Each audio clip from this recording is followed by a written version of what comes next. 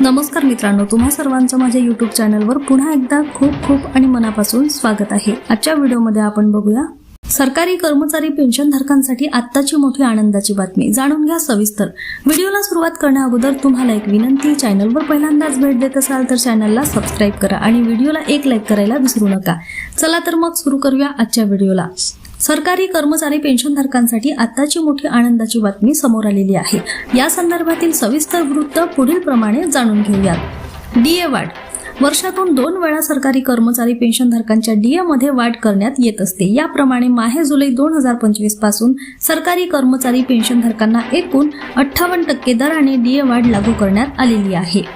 जानेवारी 2026 ची डीए वाढ दिनांक 1/1/2026 पासून डीए वाढ अद्याप बाकी आहे। सदर डीए वाढ ही ऑल इंडिया ग्राहक निर्देशांकाच्या आधारे लागू केली जाते। यामध्ये जानेवारीची डीए वाढ लागू करण्यासाठी माहे जुलै ते डिसेंबर पर्यंतच्या निर्देशांकाचा विचार केला जातो। सदर निर्देशांक केंद्रीय कामगार विभाग मार्फत जाहीर केले जाते। नुकतेच कामगार विभाग मार्फत माहे डिसेंबर 2025 पर्यंतचे निर्देशांक जाहीर करण्यात आलेले आहेत। यामुळे जानेवारी 2026 ची डीए वाढ निश्चित झालेली आहे।